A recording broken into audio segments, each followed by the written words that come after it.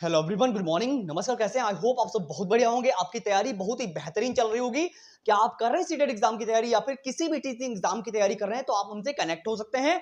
और आज की क्लास में हम पढ़ने वाले हैं, यानी आज की जो हमारी क्लास रहने वाली है, क्लास नंबर 19 में सोशलाइजेशन के जो पीवाईक्यू क्वेश्चंस हैं उनको हम पढ़ेंगे। इससे पहले सीडीपी की हम 18 क्लासेस जो है वो अपलोड कर चुके हैं।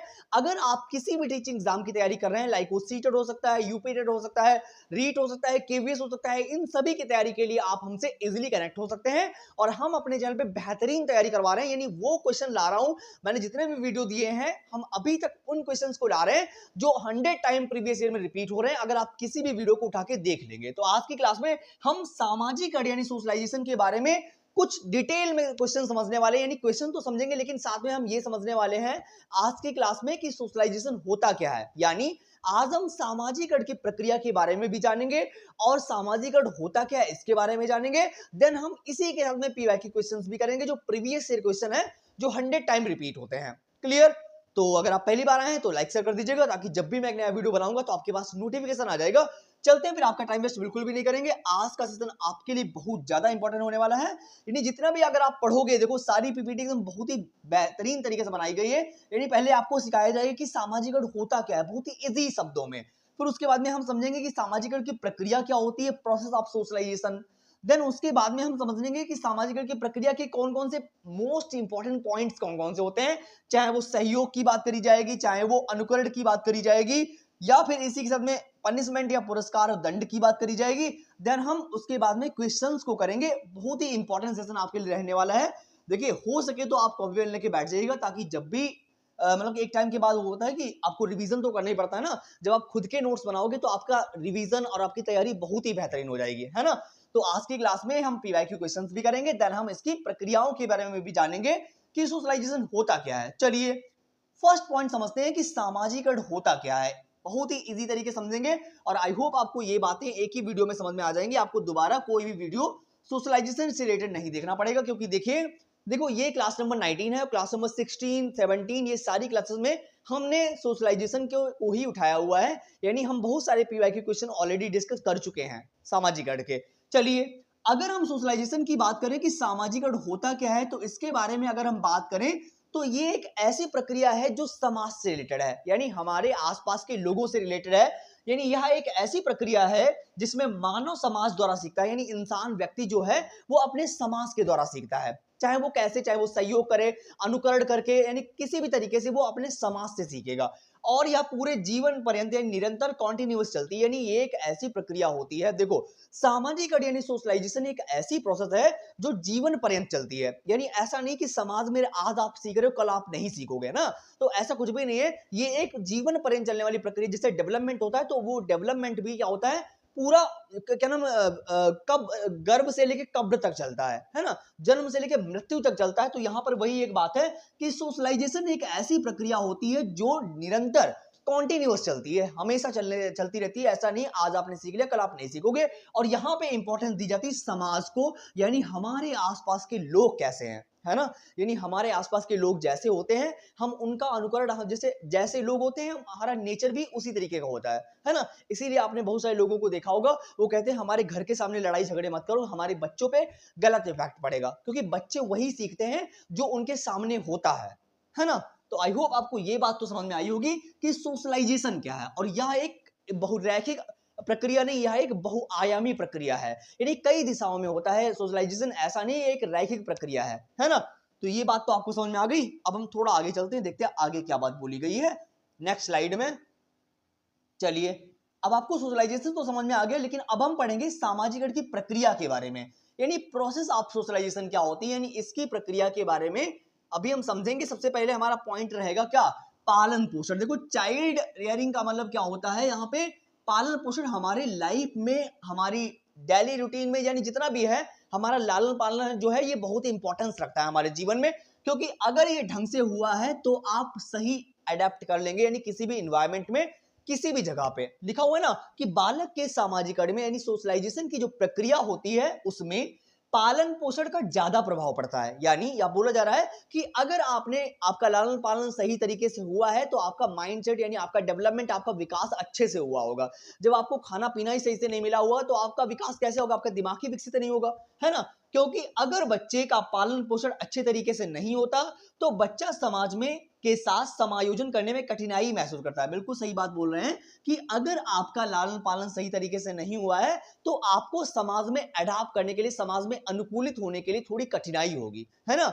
ये बात यहाँ पे बोली जा रही। तो हमारे लाइफ में पालन पोषण बहुत इंपॉर्टेंट है, तो इसीलिए खाते पीते रहिए, पढ़ते रहिए, मजे से सीखते रहिए। अब हम चलेंगे नेक्स्ट स्लाइड पे, देखते हैं अगली प्रक्रिया में क्या बोला गया। पहली प्रक्रिया तो पालन पोषण से रिलेटेड है, दूसरी प्रक्रिया में सहयोग बोला गया है। देखो, अगर आप समाज में रहते हैं तो वहां पे कोलैबोरेट, सहयोग, डिस्कशन भी करेंगे, क्योंकि आपको पता है कि आजकल की लर्निंग जो है हम पढ़ रहे हैं सीडीपी।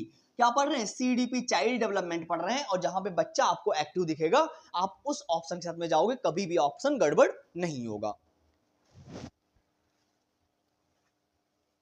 देखो, अब यहां पे बात करी गई कोऑपरेशन यानी सहयोग की बात करी जा रही है। देखो, जब आप समाज में रहते हो, जब चाहे आप समाज की बात करो, चाहे आप स्कूल कॉलेज की बात करो, वहां पे क्या है कि बताया जा रहा है कि आपको सेपरेट नहीं करना बच्चों को। एज अ टीचर आपको सभी लोगों को एक साथ बिठा के पढ़ाना है, तभी जो है लर्निंग जो है बेटर होगी, यानी क्लासरूम जो होगा अच्छा होगा जब आप सारे लोगों को एक साथ बिठा के पढ़ाओगे। सारे लोग का मतलब यानी जो बच्चे लर्निंग डिसेबिलिटी जिनके अंदर है, कोई ना कोई विकार है, उनको भी आप अच्छे लोगों के साथ में बिठा रहे हो जिनके अंदर कोई विकार नहीं है, तो उनका मोटिवेशन अपने आप बढ़ जाएगा, है ना। ये बात बोली जा रही है। क्या लिखा हुआ है कि बच्चा समाज के सहयोग से ही समाज का हिस्सा बनता है। बिल्कुल सही बात है कि बच्चा जो होता है वो समाज के सहयोग से समाज का हिस्सा बनता है। जब आप डिस्कस करोगे, कोलैबोरेट करोगे, सहयोग करोगे तो आप समाज में एक्टिव रहोगे, है ना।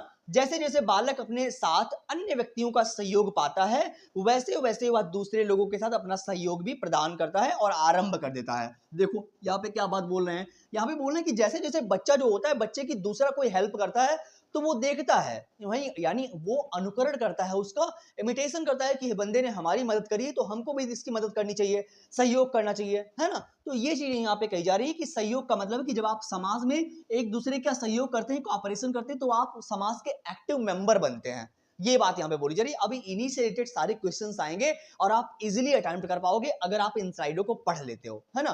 देखो, ऑप्शन रटने का मतलब ये होता है कि अगर आप ऑप्शन ऑप्शन पढ़ने पे जोर दे रहे हो तो वहां पे ऑप्शन आएगा, आप उसी को कर पाओगे। अगर आपने टॉपिक समझ लिया तो फिर क्वेश्चन कोई भी आ जाएगा, आप एक फटाफट कर दोगे, यानी देख के कर दोगे। चलिए अब चलते हैं आगे, नेक्स्ट प्रोसेस पे देखते हैं सामाजिक गण की नेक्स्ट प्रक्रिया में क्या बात बोली जा रही है। पहली हमने समझ ली थी क्या, पालन पोषण, और उसके बाद में हमने समझ ली सहयोग यानी कॉपरेशन।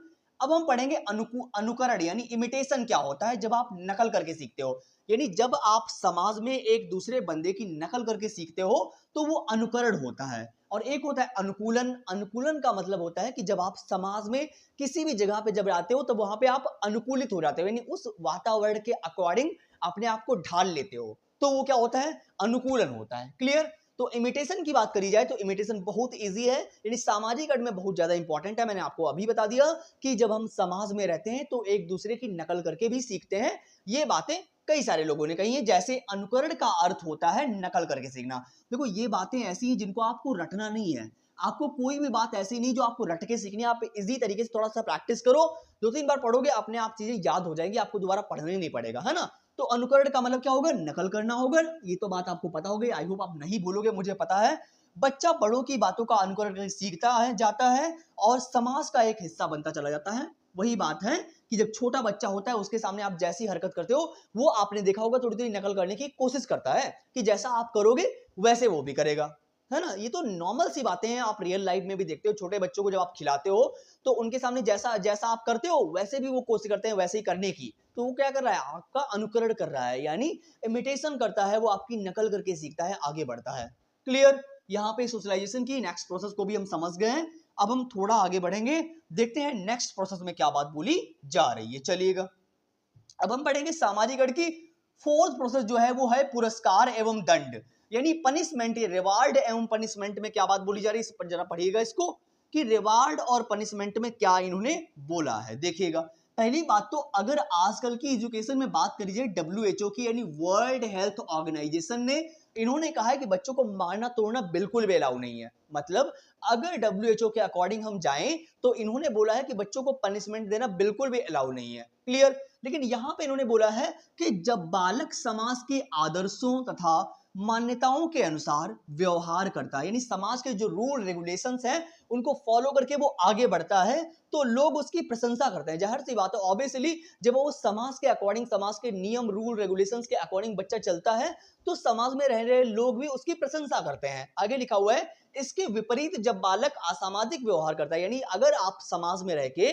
उन रूल रेगुलेशन के अकॉर्डिंग नहीं चल रहे, कोई ऐसा काम कर रहे हो जो समाज के विरुद्ध जा रहा है, तो समाज के लोग भी आपको उल्टा सीधा बोलेंगे ना, तो उसे दंड मिलता है। क्या मिलता है? उसे दंड मिलता है, जिसके भय से वह ऐसा कार्य दोबारा नहीं करता है। यानी यहाँ पे दंड का मतलब क्या है कि जब आप कोई उल्टा काम करते हैं समाज में रह के, देखो मेन बात हम सामाजिक अड़ पढ़ रहे हैं, समाज में क्या चीजें होती हैं उनके बारे में पढ़ रहे हैं। तो वही बात यहाँ पे बोली जा रही है कि अगर आप समाज के दिए हुए रूल रेगुलेशन के अकॉर्डिंग चलते हैं तो आपकी प्रशंसा होगी, अन्यथा अगर आप कोई ऐसा काम करते हैं जो समाज के विरुद्ध है तो आपको दंड भी मिलेगा, और उस दंड की डर के कारण आप दोबारा वो काम नहीं करोगे कि दोबारा हमको दंड ना मिल जाए। क्लियर यहाँ पे? चलिए, ये सारी बातें आपको समझ में आ ही गई होंगी, बहुत इजी प्रोसेस थी। यानी अभी तक हमने सामाजिक अर्थ सीख लिया है कि सामाजिक अर्थ क्या होता है, यानी वह प्रक्रिया जहां पे हम समाज के बारे में सीखते हैं, रूल रेगुलेशंस को सीखते हैं, तो वो सामाजिक अर्थ की प्रक्रिया होती है। और उसके बाद में हमने सीखा है सामाजिक अर्थ की प्रक्रियाओं के बारे में, चाहे तो पालन पोषण हो गया, उसके बाद में हमने सीखा सहयोग क्या होता है, देन हमने सहयोग के बाद में क्या सीखा, सहयोग के बाद में इमिटेशन यानी अनुकरण कर सीखा, उसके बाद में हमने क्या सीखा, रिवार्ड यानी पनिशमेंट के बारे में बात करी। चलिए फर्स्ट क्वेश्चन को पढ़िए और ऑप्शंस जितने भी आपको जो भी सही लग रहा है आप कमेंट बॉक्स में उसका जवाब जरूर दीजिएगा मुझे, ताकि मुझे भी थोड़ा अच्छा लगेगा और मोटिवेशन में थोड़ा बढ़ जाएगा। चलिए क्या लिखा हुआ है, यानी वह प्रक्रिया जिसमें एक बच्ची अपने माता पिता, समकक्षी व अन्य महत्वपूर्ण व्यक्तियों से अंतः क्रिया करके सामाजिक कौशल, विचार व मूल्य सीखती है, कहलाती है। इन्होंने क्या बोला है कि ऐसी कौन सी प्रक्रिया है जिसमें एक बच्ची जो होती है वो अपने माता पिता, अपने पेरेंट्स और उसके आसपास के जो लोग जो समकक्षी हैं, अन्य महत्वपूर्ण व्यक्तियों से वो इंटरैक्शन यानी अंतः क्रिया कर रही है। अभी मैंने आपको बताया कि सामाजिक यानी सोशलाइजेशन के प्रोसेस में हम इंटरैक्शन यानी अंतः क्रिया करके लोगों से सीखते हैं, तो वो सोशलाइजेशन होता है। यहाँ पे वही बात बोल रहे हैं कि एक बच्ची है, यानी वो अपने माता पिता और अपने आसपास के लोगों से अंतः क्रिया करके सीखती है। तो ये कौन सी प्रक्रिया है? क्या ये पाड़ है? पाड़ की बात करी जाए तो पाड़ जो होता है इसको ढांचा बोलते हैं, स्कैफोल्डिंग बोलते हैं, मचान बोलते हैं, सपोर्ट बोलते हैं। जब आप किसी बच्चे की थोड़ी मदद करते हो, मान लीजिएगा बच्चे को आपने कोई वर्क दिया और वो कर नहीं पा रहा है, थोड़ा अटक रहा है कहीं पे, मतलब और वो अटक रहा है जिसकी वजह से आपने थोड़ा सा उसकी मदद कर दी, मतलब थोड़ी सी अगर आपने उसकी मदद कर दी तो बच्चा आगे बढ़ जाएगा, सपोर्ट कर जाएगा, मतलब पूरा क्वेश्चन सॉल्व कर लेगा। तो इस प्रक्रिया को पाड़ बोलते हैं। और आधे अधिसंज्ञान, जब आप किसी चीज में अपने आप को प्रवक्ता ठहराते हैं कि मैं सर्वगुण संपन्न हूं, तो वो अधिसंज्ञान होता है। एकीकरण की बात, तो यहाँ पे सामाजिक ऐसी प्रक्रिया है जहां पे आप अंतः क्रिया करके सीखते हो, यानी यही ऑप्शन के साथ में हम जाएंगे। और ये सारे के सारे ऑफिशियल आंसर किए, मैं अपने पास तो कुछ भी नहीं बता रहा हूं, बहुत ही इजी क्वेश्चन था। आई होप आपको ये समझ में आ गया होगा कि जब आप समाज से अंतः क्रिया करके सीखते हैं, यानी अनुकरण करके सीखते हैं या इंटरैक्शन करके सीखते हैं, तो वो क्या होता है, सामाजिकरण होता है। क्लियर? चलते हैं सेकंड क्वेश्चन पे, देखते हैं सेकंड क्वेश्चन में क्या बात बोली जा रही है। और ना नोट बना रहे हो तो कम से कम स्क्रीनशॉट ही मारते रहो यार, हैं, ताकि एक बार आप रिवीजन तो कर लोगे अच्छे से। चलिए पढ़िए सेकंड क्वेश्चन को और बताइए कि क्या बात बोली जा रही है। यहाँ पे कह रहे हैं कि सामाजिकरण की प्रक्रिया में शामिल नहीं है, यानी इन्होंने क्या किया है, हमसे निगेटिव पॉइंट पूछा हुआ है। क्या पूछा है? हमसे इन्होंने निगेटिव पॉइंट पूछा हुआ है कि सामाजिकरण की प्रक्रिया में क्या शामिल नहीं है। बताइए फटाक से कमेंट करके कि क्या शामिल नहीं सामाजिकरण की प्रक्रिया में।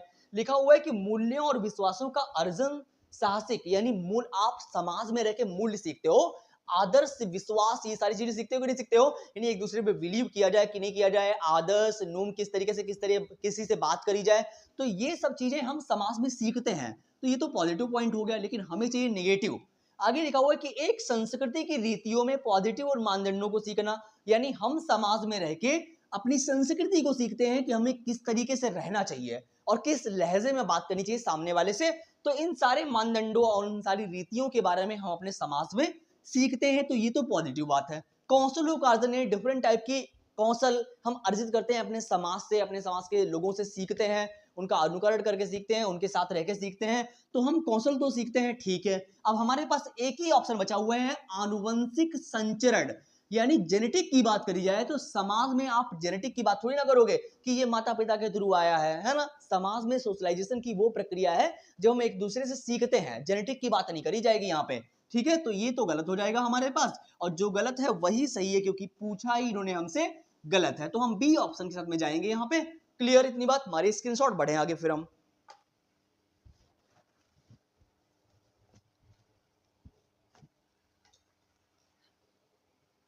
चलिए बढ़ते हैं थर्ड क्वेश्चन पे चलते हैं, देखते हैं थर्ड क्वेश्चन में क्या बात बोली जा रही है।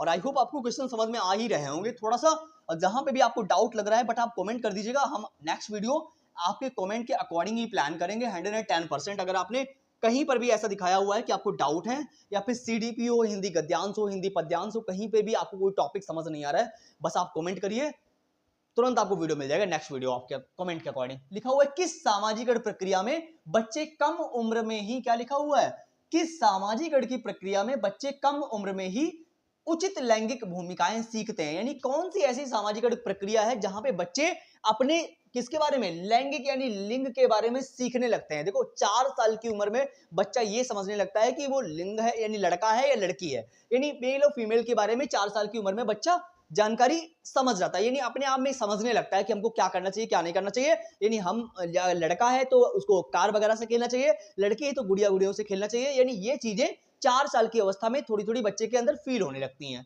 तो यहाँ पे क्या है, यानी किस सामाजिक प्रक्रिया में बच्चे कम उम्र में ही उचित लैंगिक भावनाएं सीखते हैं।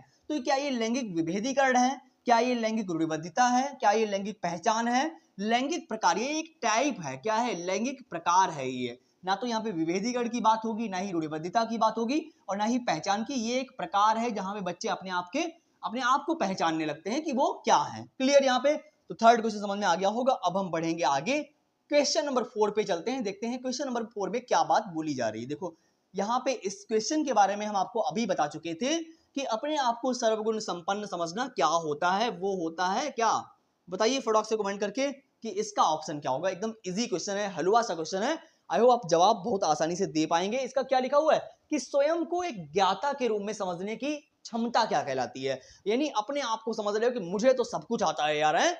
जब आप अपने आप को ऐसा समझते हो तो वो कौन सी प्रोसेस होती है, क्या वो अनुकूलन है, अधिसंज्ञान है, नियमन है, अनुकरण है। नियमन यहाँ पे होगा नहीं, अनुकरण यहाँ पे किसी की नकल तो आप कर नहीं रहे हो, अडॉप्ट तो आप कर नहीं रहे हो, जहां पे आप किसी वातावरण के प्रति अनुकूलित हो जाते हो तो वो अनुकूलन होता है। एक ही बचा हुआ है अधिसंज्ञान, क्या हमारा सेकंड ऑप्शन जो एकदम क्लियर है, यानी ऐसा जब भी आएगा, सर्वगुण संपन्न वाली बात जब भी आएगी तो आप अधिसंज्ञान के साथ में जाइएगा, कभी गड़बड़ नहीं होगा। क्लियर, देखो इतना कंपटीशन बढ़ रहा है, आप तैयारी अच्छे से करिए अगर आप कर रहे हैं, है ना। फालतू की बातें, फालतू का टाइम पास मत करिए, ये टाइम ना सब निकल जाएगा एक टाइम के बाद में, और आप ऐसे यूं ही मौज लेते रहोगे, है ना। चलते हैं फिफ्थ क्वेश्चन पे, देखते हैं फिफ्थ क्वेश्चन में क्या बात बोल रहे हैं ये। फोर्थ क्वेश्चन समझ में आ ही गया होगा आपको। चलिए अब हम पढ़ेंगे, यानी आपको पता है शैशव अवस्था के बारे में, यानी जन्म से 2 वर्ष की अवस्था के बारे में बात कर रहे हैं हम। किसके बारे में, यानी 0 से 2 वर्ष की जो अवस्था होती है उसको शैशव अवस्था बोलते हैं, और अगली जो अर्ली चाइल्डहुड आती है यानी 2 से 6 साल की उम्र को हम बोलते हैं प्रारंभिक बाल्यावस्था। यहाँ पे बात कर रहे हैं कि शैशव अवस्था में सामाजिक की और आगे डेडनेस लिखा हुआ है संस्थाएं प्रमुख रूप से महत्वपूर्ण है, जबकि प्रारंभिक बाल्यावस्था यानी 2 से 6 वर्ष की उम्र की बात करें, यहाँ पे प्रारंभिक बाल्यावस्था में सामाजिक की संस्थाएं, यहाँ प्राइमरी और सेकेंडरी एजेंट की बात कर रहे हैं। देखो जब भी प्राथमिक संस्था की बात करी जाएगी तो आप जाओगे परिवार के साथ में, जो हमारे माता पिता जहां पे रहते हैं, यानी प्राइमरी एजेंट जो होती है वो हमारी फैमिली होती है। क्या होती है, फैमिली होती है, और फैमिली के साथ में अगर नाइबरहुड आस पड़ोस जुड़ा हुआ है तब भी आप प्राइमरी के सामने जाओगे। अगर इन्होंने पूछा है द्वितीयक पूछा हुआ है, यानी द्वितीयक सेकेंडरी एजेंट क्या होता है, तो आप सेकेंडरी एजेंट में स्कूल के साथ जा सकते हो। किसके साथ में, स्कूल के साथ में, और स्कूल के साथ में अगर नाइबरहुड जुड़ा हुआ है यानी आस पड़ोस अगर स्कूल के साथ में जुड़ा हुआ है तो वो द्वितीयक होगा, अगर परिवार के साथ में जुड़ा हुआ है तो वो प्राथमिक होगा। तो यहाँ पे वही बात कर रहे हैं, शैशवावस्था में सामाजिक की प्राथमिक संस्थाएं क्या होंगी, प्राथमिक में क्या होंगी, संस्थाएं कैसी होती है, प्राथमिक होती है। जब आप जन्म से 2 वर्ष के होते हो तब आप घर को ही इंपॉर्टेंट देते हो, यानी अपने माता पिता को इंपॉर्टेंट देते हो। लेकिन जब आप प्रारंभिक यानी अर्ली चाइल्डहुड में प्रवेश करते हो तो वहां पे माध्यमिक संस्थाएं आ जाती हैं। क्लियर यहाँ पे? तो सेकंड ऑप्शन के साथ में हम जाएंगे बी ऑप्शन के साथ में। क्लियर? बढ़ते हैं आगे, क्वेश्चन नंबर 6 पे चलते हैं, देखते हैं क्वेश्चन नंबर 6 में क्या बात बोली जा रही है। चलिए फटाक से पढ़ेंगे। अब आया है न्यू टाइप क्वेश्चन, यानी असर्शन और रीजन का क्वेश्चन, क्योंकि आपको पता है सीट का पैटर्न बहुत दिनों से चेंज नहीं हुआ है, इसीलिए क्वेश्चन पूछने का तरीका थोड़ा इन्होंने कैजुअल कर दिया है। पहले डायरेक्टली क्वेश्चन पूछते थे, लेकिन अभी क्या है, आपके सामने एक असर्शन आएगा और एक रीजन आएगा। बोल रहे हैं कि ये स्टेटमेंट सही है या ये स्टेटमेंट सही है, या दोनों एक दूसरे के लिए सही है या दोनों सही नहीं है।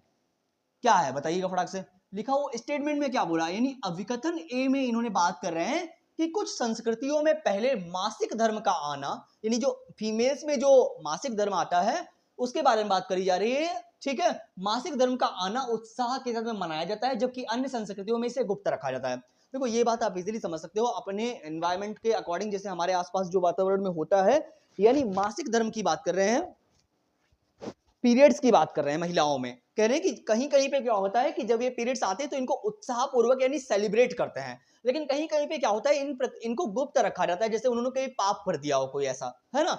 तो ये बात अपने आप में बिल्कुल सही बात बोल रहे हैं कि ऐसा बिल्कुल होता है कि कहीं कहीं पे इसको पाप समझते हैं, किचन में नहीं जाने देते, दुनिया भर की बवाल होता है कि ऐसा लगता है कि उन्होंने कुछ ऐसा कर दिया। तो नेचुरल प्रोसेस है ना, यानी ये जो है एक नेचुरल प्रोसेस है, तो ये स्टेटमेंट तो बिल्कुल सही है। अगर तर्क की बात करें, बच्चों के लिए बचपन के अनुभव उनके सामाजिक सांस्कृतिक संदर्भों के आधार पर अलग अलग से होते हैं। बिल्कुल सही बात है कि बच्चों के बचपन के अनुभव जो होते हैं वो उनके एनवायरनमेंट के अकॉर्डिंग, यानी जैसी उनकी परवरिश होती है वो उसी अकॉर्डिंग बात करते हैं। यानी बच्चा, आपने बहुत सारे देखे होंगे, जिस एनवायरनमेंट में जैसे उनके माता पिता बिहेव करते हैं, अगर घर में लड़ाई दंगल डेली होता है तो बच्चा डेली गालियां ही सीखेगा ना भाई, है। अगर घर में पीसफुली बहुत अच्छा एनवायरनमेंट है तो बच्चा भी अच्छा रहेगा, है ना। घर में रोज आप दंगल करोगे तो बच्चा दंगल के अलावा कुछ नहीं सीख सकता, है ना। तो इसलिए हो सके तो बच्चों को अच्छा एनवायरनमेंट दीजिएगा, ताकि वो भी, उनका विकास भी अच्छे से हो सके, ठीक है, ताकि आने वाली जनरेशन भी सुधर सके।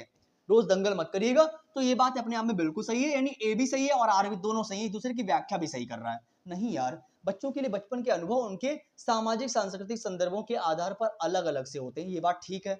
कुछ संस्कृतियों में मासिक धर्म, देखो ये बात अलग है। देखो यहाँ पे मासिक धर्म से बात रिलेटेड थी, लेकिन यहाँ पे उनके अनुभवों की बात करें, स्टेटमेंट दोनों सही है लेकिन एक दूसरे की व्याख्या नहीं कर रहा है ना। तो ए और आर दोनों सही है, लेकिन ए आर की व्याख्या नहीं कर रहा है, तो बी ऑप्शन के साथ में जाएंगे हम।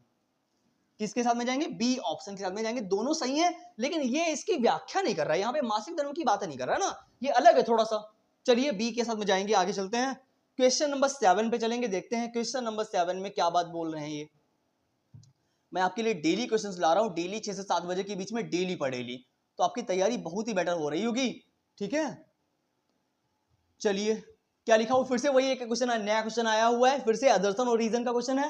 यानी इस असर्शन में इन्होंने क्या बोला है, किशोरों पर, यानी जब आप किशोरावस्था में आते हो, जब बच्चा जो होता है धीरे धीरे एडल्ट यानी किशोरावस्था में प्रवेश करता है।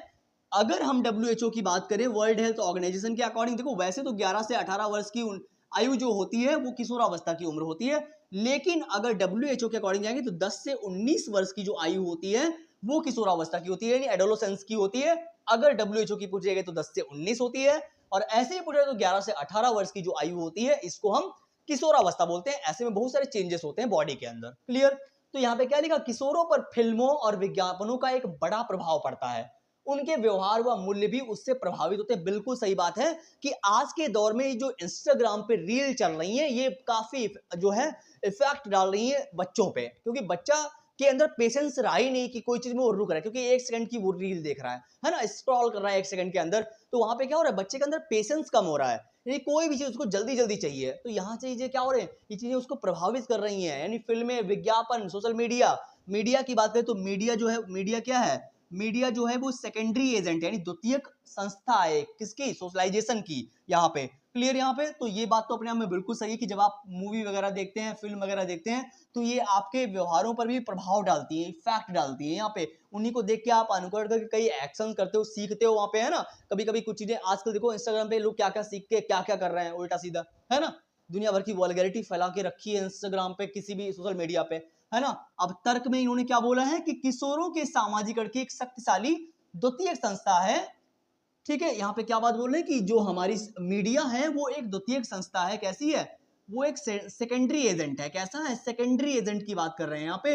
प्राइमरी की मैंने अभी आपको बता दी फैमिली वगैरह होती है, सेकेंडरी मीडिया हो गया, स्कूल हो गया। तो ठीक है, यहाँ पे तो यहाँ पर देखो किशोरों, फिल्मों और विज्ञापनों पर बड़ा प्रभाव पड़ता है, और यहाँ पर भी उसी के बारे में बात की, यहाँ पे भी मीडिया के बारे में भी बात करी जा रही है। तो दोनों भी सही है, यानी ए भी सही है और आर भी सही है, और ये इसकी व्याख्या भी कर रहा है। तो ए और आर दोनों सही है, और ए आर की सही व्याख्या कर रहा है, क्योंकि यहाँ पर भी ऊपर वाले में मीडिया की बात कर रहा था और यहाँ पर भी मीडिया की बात कर रहा है कि मीडिया जो है वो सेकेंडरी एजेंट है सोशलाइजेशन का। तो ए ऑप्शन के साथ में हम जाएंगे। चलते हैं क्वेश्चन नंबर 8 पे, देखते हैं क्वेश्चन नंबर 8 में क्या बात बोली जा रही है, समझेंगे आगे। आगे इन्होंने बहुत अच्छा क्वेश्चन दिया हुआ, बहुत इजी क्वेश्चन दिया हुआ है। कह रही सामाजिक अर्थ क्या है, यानी इससे इजी यार क्या होगा। हमारा टॉपिक यही चल रहा है, यानी हम 3-4 क्लासेस यही डिस्कस प्रॉपर कर रहे हैं। सोशलाइजेशन क्या होता है, मैंने अभी आपको बताया था कि ये कई आयामों में प्रक्रिया होती है, यानी एक लीनियर प्रोसेस ना होकर कॉम्प्लेक्स प्रोसेस होती है। यानी यहाँ पे रैखिक की बात नहीं करी जाएगी, सरल प्रक्रिया तो कोई होती नहीं यार है, अनम्य तो नहीं होगी, यानी जटिल और बहुआयामी प्रक्रिया है। कहीं कैसी प्रक्रिया है? जटिल यानी कॉम्प्लेक्स प्रोसेस है और बहुआयामी है। बहुआयामी से एक वर्ड याद आ गया, हमारा देश जो है वो मल्टी लैंग्वेज यानी बहुआयामी, बहुभाषी देश है।